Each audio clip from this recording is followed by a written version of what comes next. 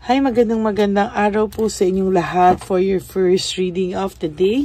Tingnan po natin kung ano po ang makikita natin sa first reading of the day natin ngayong araw na ito. I hope na napanood nyo na po yung second and yung ating live kagabi na naghula din po tayo. Napakaganda po nung hula natin kagabi na nasa live, no? I hope na mapanood nyo po lahat yon. At yung third reading, kasi po late ko na po na-upload, no? Halos sabay na po ako nakapag-upload ng third reading at nakapag-live. So, natabunan po yung third reading. I hope na mapanood nyo po lahat yan, no?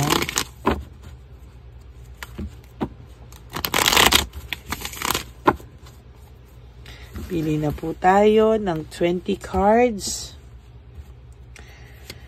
1, 2, 3, 4, 5, 6, 7, 8, 9, 10, 11, 12, 13, 14, 15, 16, 17, 18, 19, 20.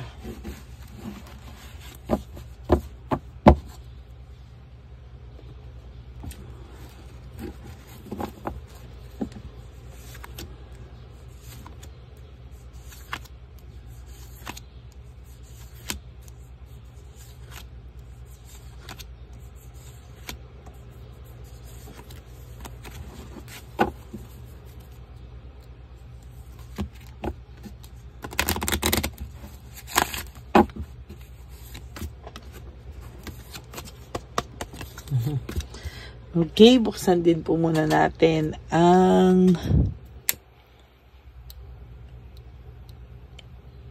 kandila.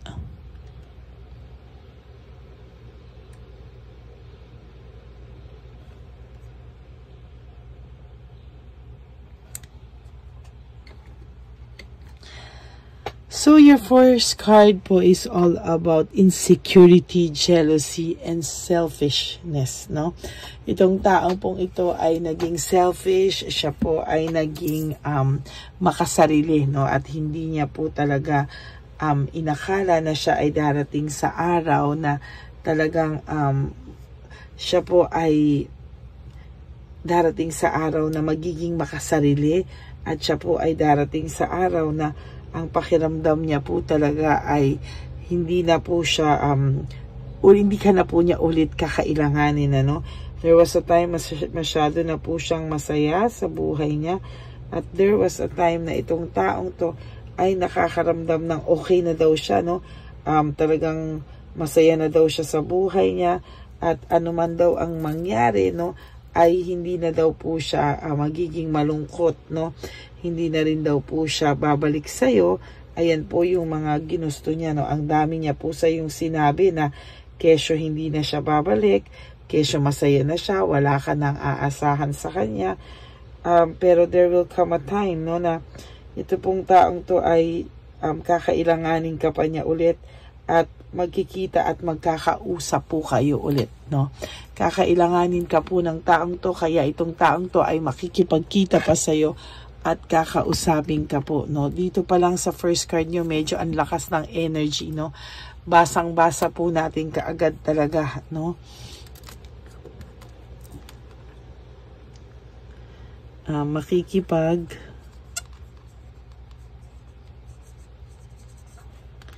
Makikipagkita at makikipag-usap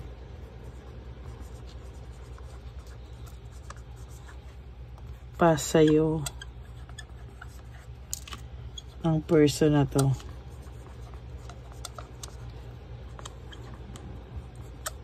At kakailanganin ka pa niya. Kakailanganin ka niya.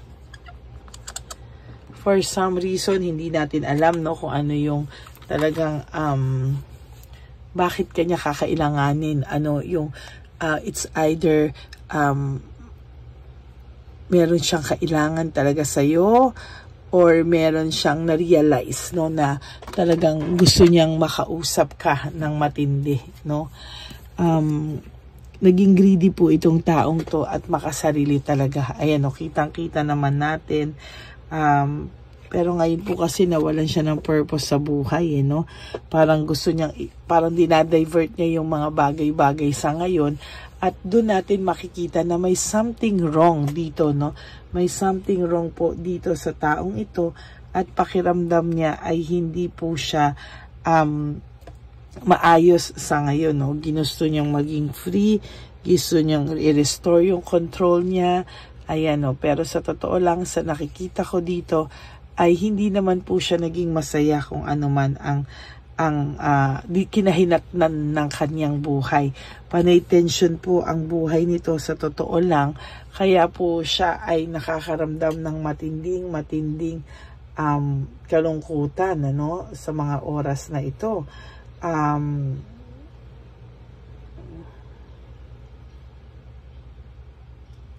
Sa tingin ko po,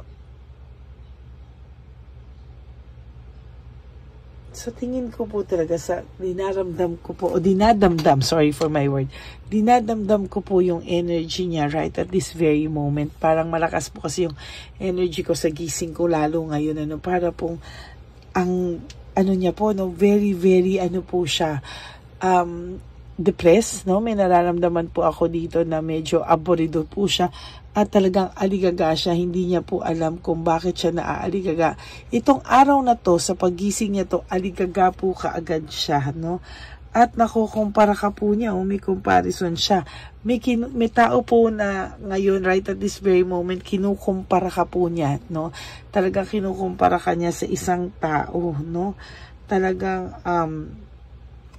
yung buhay niya po is medyo may pagka-full success, meaning iba po yung pinapakita niya sa iyo sa totoong nangyayari po sa buhay niya, no. Marami po siyang lost opportunity, miss chance na hindi niya po alam paano niya po aayusin yung buhay niya sa ngayon. Marami po siyang fear of sacrifice, marami po siyang nangyayari sa kanya ngayon na kinakatakutan niya po, no. Sa totoo lang, siya po ay merong matinding takot na nararamdaman sa mga oras na to, at sa nakikita ko po ay lalo po siyang matatakot sa mga susunod na panahon. There is boredom, no? May pagka-bored po siya sa buhay niya ngayon, and as much as possible, wala po siyang passion sa mga ginagawa niya ngayon. Para pong ginagawa niya lang is just going with the flow, go with the flow lang po itong taong to. At sa nakikita ko po ay yun po, nakikita ko mag-reach out po sa inyo to. There will come a time na magdi-despair siya, gusto niya ng magkakaroon siya ng pag-asa, at gusto niya po talagang mag-reach out sa iyo. Kaya nga sabi ko sa iyo, makikipagkita sa ito, makikipag-usap sa ito pag dumating yung time na talagang hindi niya na kaya at kakailanganin ka na daw po niya, no? Leaving behind, walking away, sa nakikita ko po, ang taong ito po ay talagang yung desisyon niya pong umalis ay talagang sinasabi ko po sa inyo, hindi po talaga tama, no. Talagang sa nakikita ko po ay lalo po siyang nalungkot dahil sa pag-alis niya sa buhay mo. Parang ang pakiramdam niya ngayon talagang karma po siya sa lahat ng ginawa niya sa iyo, no. There is this quick decision, no. Marami po siyang desisyong hindi pinag-isipan. Marami po siyang mga desisyong hindi po tama yung iba niyang mga desisyon, o mga desisyong hindi naman po niya kasi pinag-isipan, ano. Sa totoo lang po ay nakakaramdam po siya ngayon ng kalungkutan at hindi niya po alam paano ang gagawin niya sa kanyang buhay. Meron po ako nakikita ditong frustration. Yan ang sinasabi ko, no. Sa araw na ito, siya po ay na-frustrate sa mga bagay-bagay, sa mga maling desisyon niya sa buhay, sa pagre-rebelde niya daw po sa'yo, sa mga kalokohang nagawa niya sa'yo. Talaga po ngayon niya po yan dinadamdam, no. At talagang naiisip niya po yung lahat ng suporta mo sa kanya, yung partnership nyo, yung samahan nyo. ngayon niya po talaga yan lahat na iisip, no? Kaya nga sinasabi ko sa inyo, kayong dalawa nitong taong to, talagang there will come a time, ikaw lang po talaga ang gugustuhin itong kausap, at talagang sasabihin ko po sa iyo na there will come a time na talagang makikipagkita po talaga sa iyo ang taong ito, no?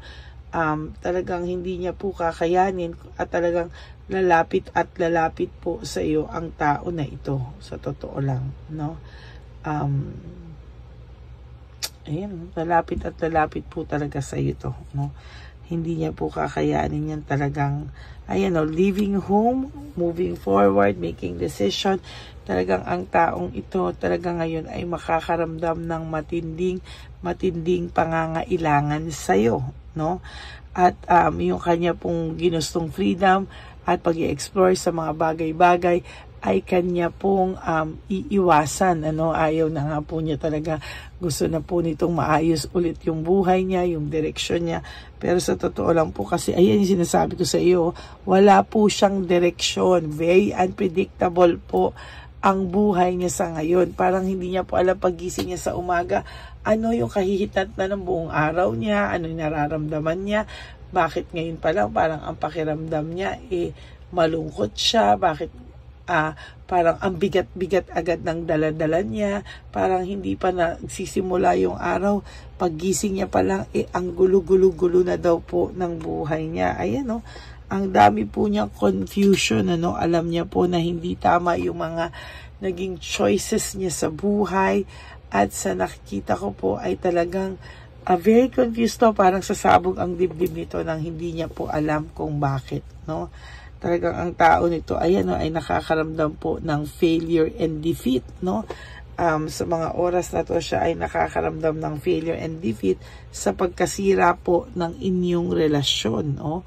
Alam mo po, mayabang lang po ito sa totoo lang, pero sa totoo lang po, emptiness po ang nararamdaman niya, no?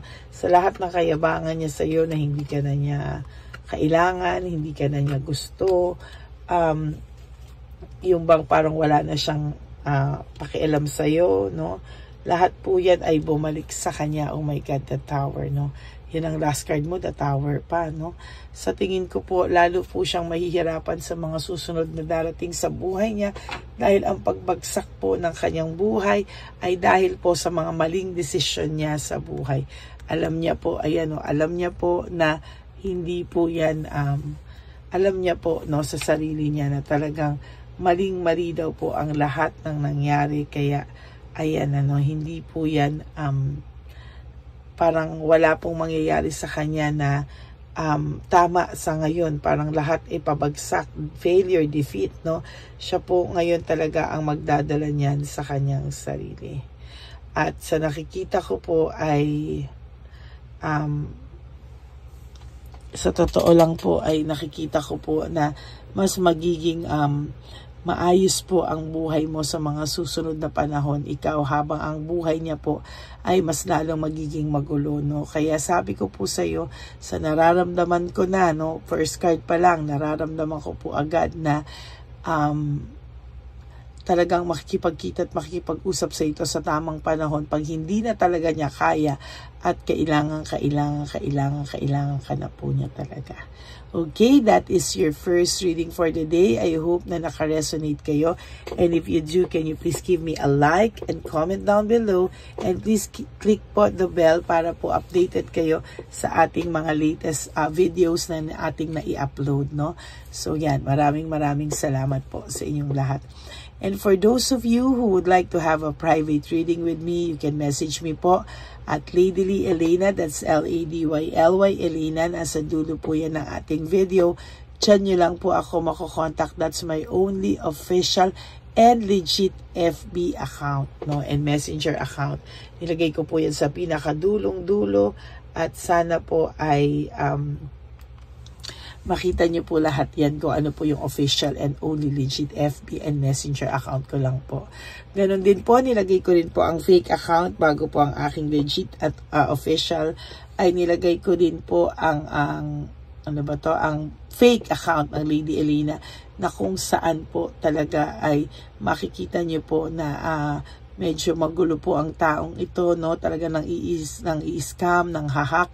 Kaya ayan, no, hindi po ako yan, ano, wala po akong PayPal accounts, wala pong hindi po yan pangalan. May mga ginagamit po siyang cell or kung ano man, no? So sooner or later makukuha din po natin yung kanyang PayPal account para kayo po ay aking mababalaan, or mawarningan, no? Yan. So, yan po.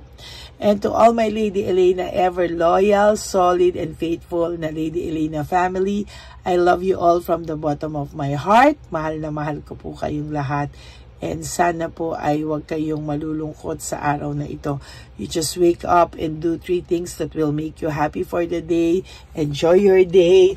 Prioritize yourself, forgive yourself, and be grateful po na tayo po ay binigyan pa ng bagong buhay para ito po ay ating, para po tayo po ay mabago pa natin ang mga pagkakamali natin sa ating buhay.